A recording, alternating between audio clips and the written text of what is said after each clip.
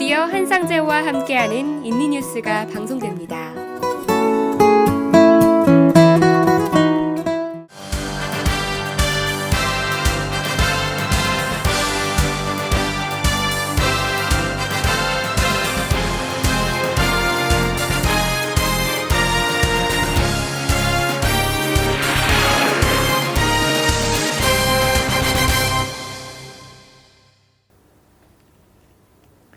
여러분 안녕하십니까?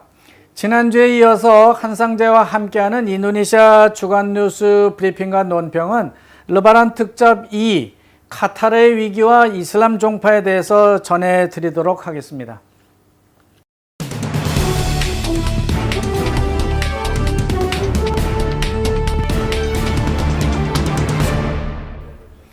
지난달 갑자기 사우디와 이집트를 비롯한 중동의 작은 7개 나라가 카타르라고 하는 더 작은 반도 국가로 들어가는 육상로, 해상로, 심지어 항공로까지 모두 봉쇄한다고 하는 그런 외신이 전 세계로 퍼져나갔습니다.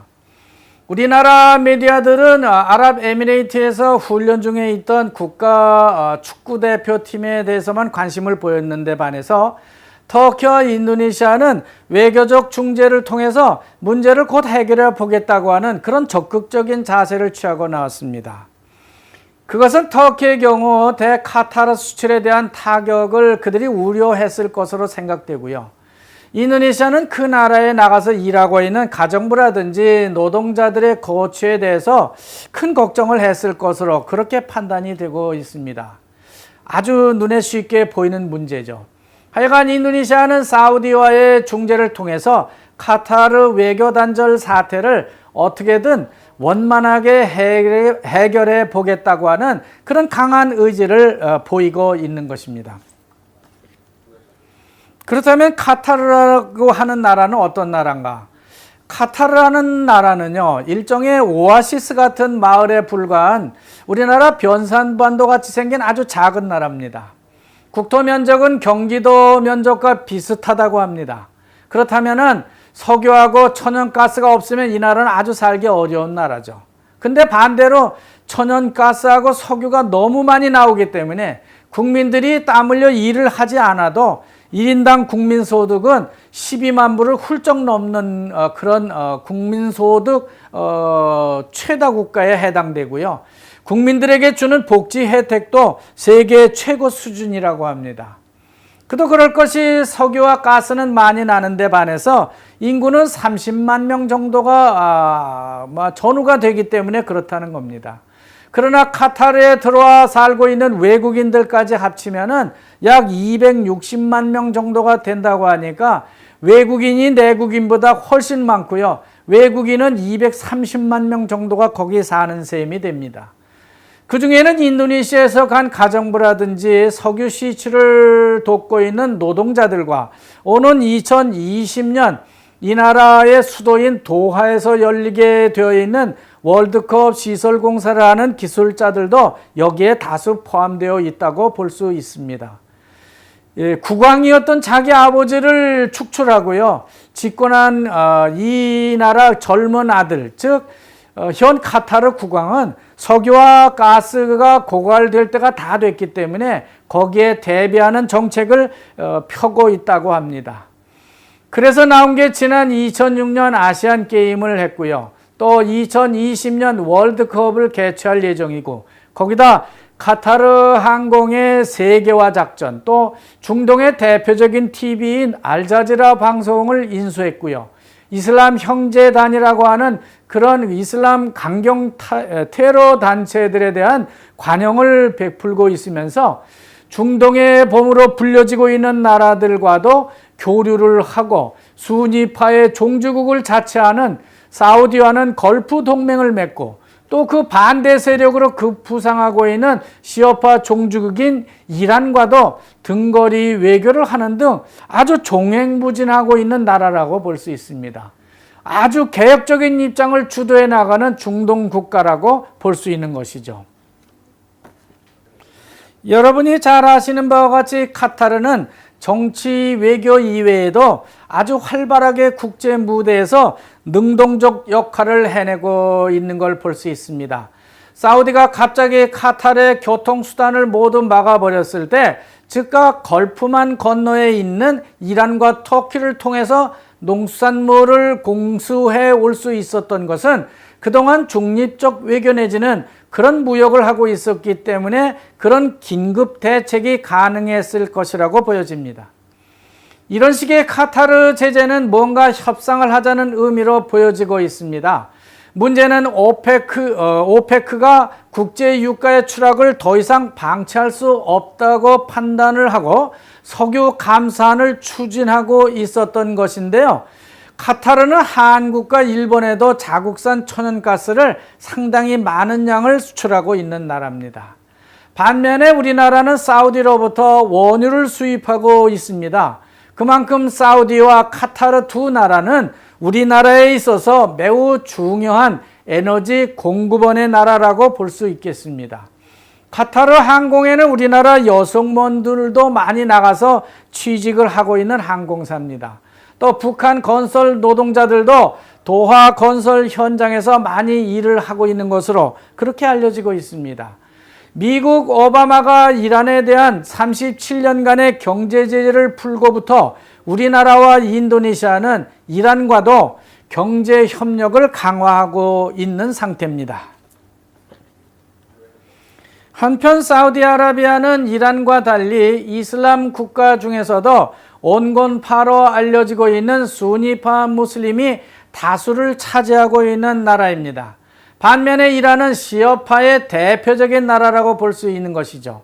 그 중간에 낀 카타르는 지리적으로 볼 때 마치 중국과 러시아 그리고 일본과 미국의 한 가운데 위치하고 있는 우리나라와 비슷한 사정이라고 볼 수 있습니다. 그런데 카타르 국왕이 사관학교 졸업식에서 전통적으로 우방으로 외교적 관계를 맺고 있던 사우디를 잠시 제껴놓고 이란을 강대국으로 인정하는 듯한 발언을 해서 그것이 지금 문제가 되고 있는 겁니다.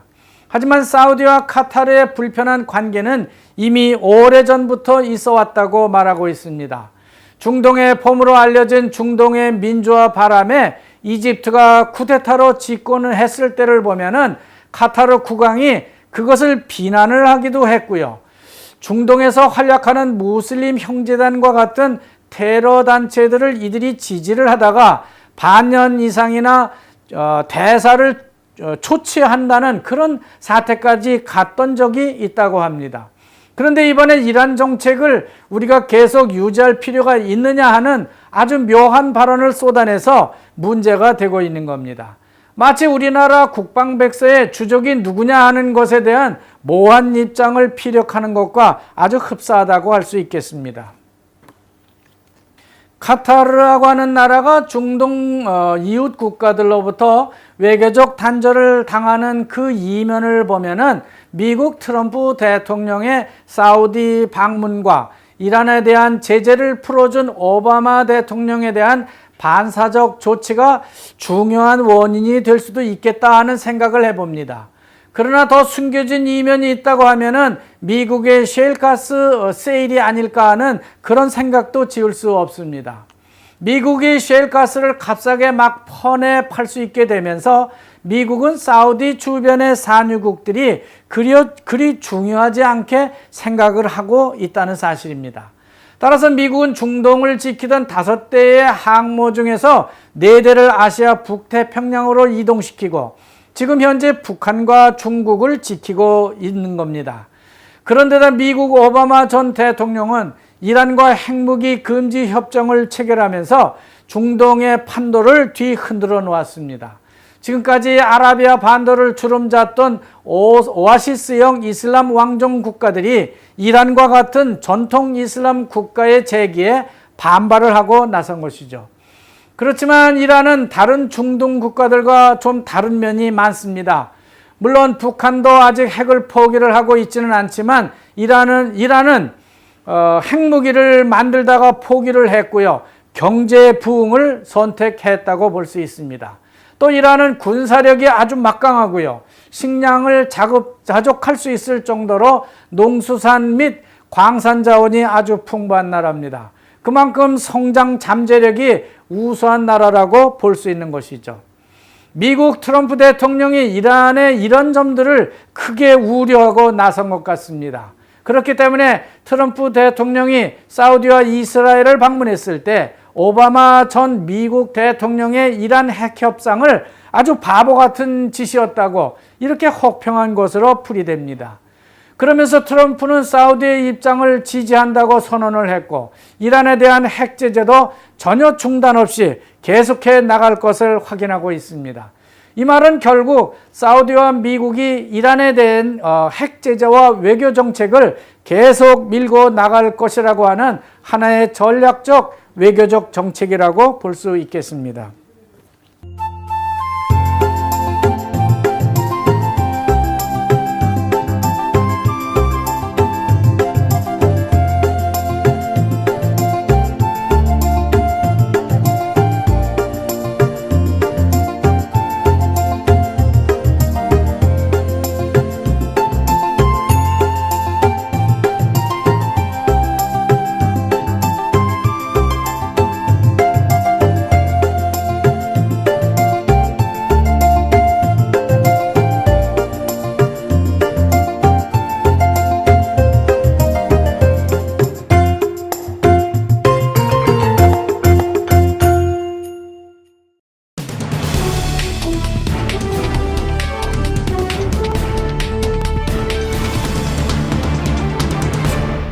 이런 주변의 사정인데도 불구하고 카타르는 이쪽 저쪽 눈치를 보면서 이슬람 강경 테러 세력들과도 좋은 관계를 유지하다가 사우디에 이번에 딱 걸린 거라고 볼 수 있습니다. 이런 와중에 이란 수도 테헤란에서 보복성 테러가 또 발생했습니다. 근데 그 배후 세력으로 이란은 사우디와 미국을 지목하고 나선 겁니다. 미국 트럼프 대통령과 사우디 살만 국왕과 만난 지 단지 일주일 만에 이런 테러 사건이 발생했기 때문에 그렇게 보고 있는 겁니다. 또 테러 주도 세력으로 IS가 자처를 하고 나섰는데요. 결국 이번 테러 사건은 수니파 이슬람 주도국인 사우디하고 시아파 종주국인 이란과의 그런 갈등으로 비화를 하기 시작했습니다.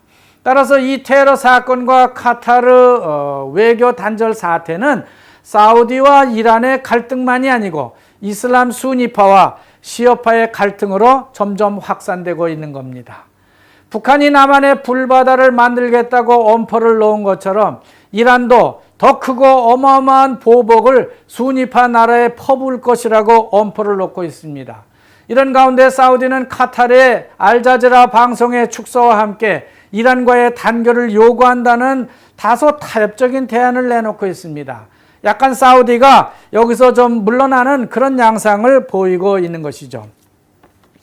그렇지만 이란은 더 강하게 카타르와 사우디 이외의 중동 7개의 국가들과의 외교적 단절 사태를 사우디의 전적인 모함이다, 혹은 IS 수니파를 밀고 있는 사우디의 전략이라고 몰아붙이고 있습니다. 그렇기 때문에 이란은 모술 IS 격퇴 작전에서도 시아파 민병대까지 지원을 하는 것이라고 볼 수 있습니다. 그렇다고 이란이 사우디를 상대로 전면전을 벌일 가능성은 그리 크지 않다고 합니다. 그 대신 예멘과 같은 나라를 통해서 종파적 대리전을 벌이거나 시리아와 이라크 내부의 IS 격퇴와 같은 방어전을 시도할 수도 있다는 그런 분석은 제기되고 있습니다. 하지만 중동 걸프에 다시 전쟁이 난다고 하는 것은 결국 이슬람의 종교적인 재난이 되풀이되는 것을 의미할 수 있습니다. 따라서 카타르의 외교적 고립 문제를 풀기 위해서 미국도 나서고 있고 인도네시아, 터키도 적극적으로 나서고 있는 겁니다. 물론 중동 국가들 중에서도 중재를 시도하는 것 같기는 합니다만 아무래도 세계 최대 무슬림 인구를 가진 인도네시아가 나서주는 것이 제일 효과적일 수 있다는 생각을 해봅니다. 마침 인도네시아는 사우디와도 외교적 관계가 아주 좋고요. 이란과도 그리 나쁘지 않은 관계로 발전하고 있습니다.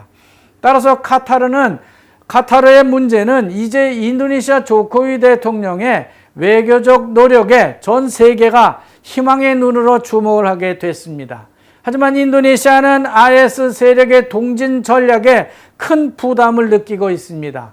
특히 필리핀 민다나오 섬 남쪽에 IS 동남아 기지를 확보하려는 급진 이슬람 세력의 확산을 크게 우려하고 있는 겁니다.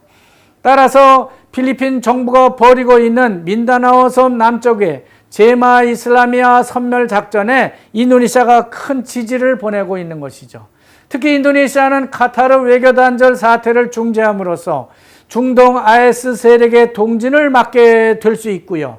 수니파와 시오파의 갈등도 적당한 선에서 중재를 하는 이중적 효과를 기대할 수 있겠습니다. 이 중재가 성공을 할 경우에 이슬람 세계에서의 인도네시아 위상은 크게 상승할 것으로 그렇게 전망됩니다.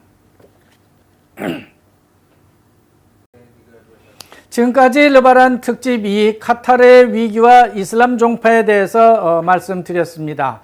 다음 주부터 다시 주간 뉴스 브리핑으로 돌아가서 여러분을 뵙게 되겠습니다. 시청자 여러분 고맙습니다.